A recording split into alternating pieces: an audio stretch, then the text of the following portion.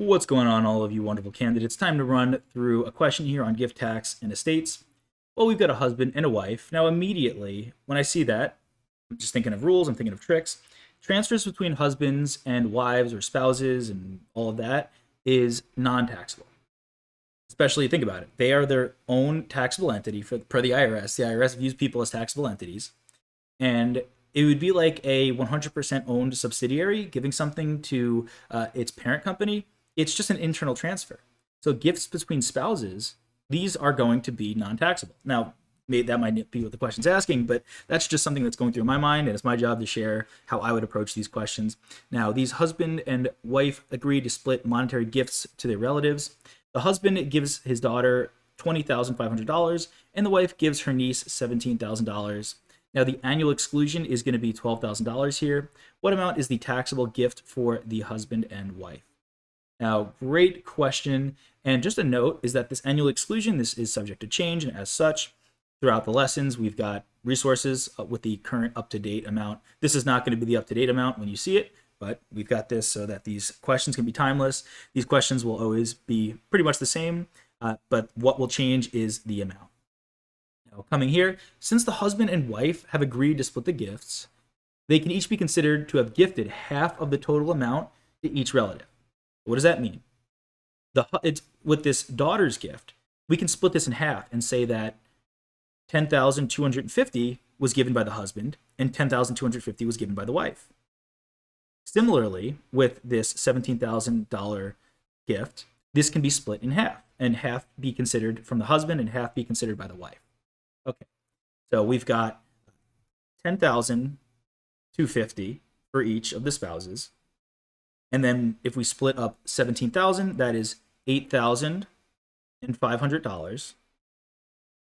So each, pardon my awful handwriting, so each spouse is considered to have given $18,750 worth of gifts. There we go.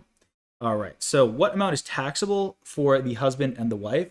Well, since both of these gifts individually, so yes, in total, they gave $18,750. This is times two, right? Because this would be for both spouses. So we'd see this again, we'd see this again. But all of these gifts individually are going to be below the $12,000 exclusion. So none of this would be taxable. This is below $12,000. Remember, it's not together.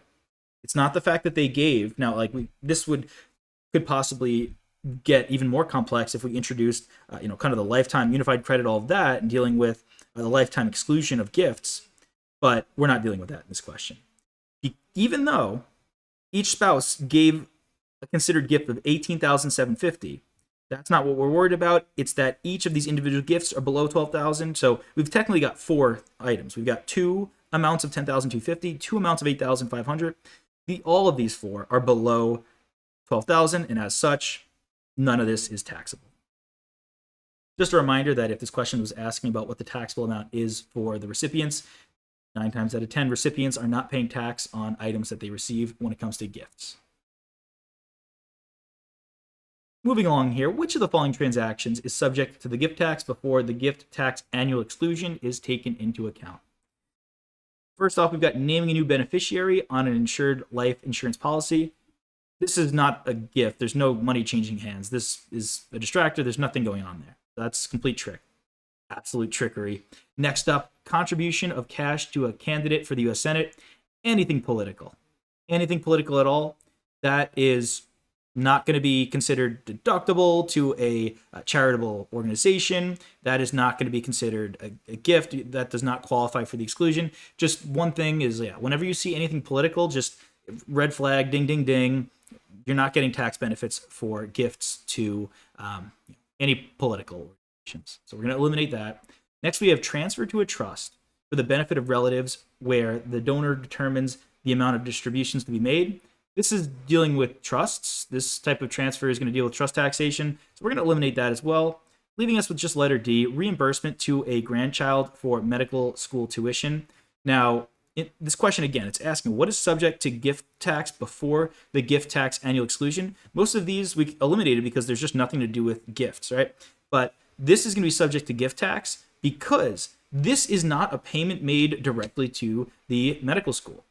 Reimbursement, that is not eligible. You have to pay tax. What they screwed up here. The grandparents should have given the money directly to the school, and as such, it would have been non-taxable. But because they decided to give it, the grandchild paid, and then they gave the grandchild the money, they kind of messed themselves up there. They should have taken this course. They should have known the rules of regulation, and they would have known how to avoid tax here. That's our final one for the day. Make sure you are studying up. I have faith in you. Keep powering through. Have a great rest of your day. Smile, stand up, stretch, and do your best. Take care. I'll see you in the next one. Hey there. Are you ready to not only pass your CPA exams, but truly understand and enjoy the material while studying?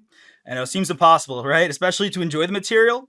We'll do it together. Tap into the power of CPA.examprep.ai, where we've got personalized quizzes, multiple choice questions, memorization guides, flashcards, simulations, all tailored to your learning. Our adaptive study planning puts you on the fastest path to success and lifts you back up if you fall behind. Avoid wasting your precious time and money attempting an exam with a low chance of passing, because who wants that? We want to get you through this process as quick as possible. Our exam readiness prediction lets you walk in with confidence, knowing that you're prepared for success on exam day. Thankfully, there's no payment method needed to get started, so why don't you come join us? Visit cpa.examprep.ai and let's achieve your exam success together.